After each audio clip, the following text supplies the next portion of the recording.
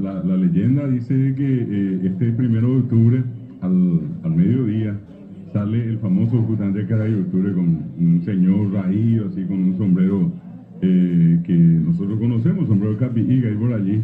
Y bueno, sale con un alrededor a la siesta y ve en qué casa se preparó el Yopará. En esa casa donde se preparó el Yopará, eso que, repito, nadie quería ya consumir por lo duro, por lo complicado de su consumo.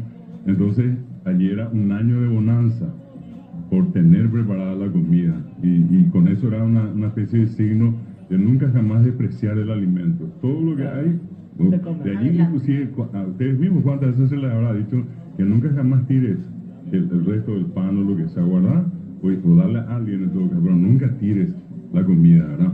Bueno, y en aquella casa donde él podía llegar, o habrá llegado, y no encontró la comida, no encontró el Yopará, entonces era un año de lastimosas circunstancias difíciles.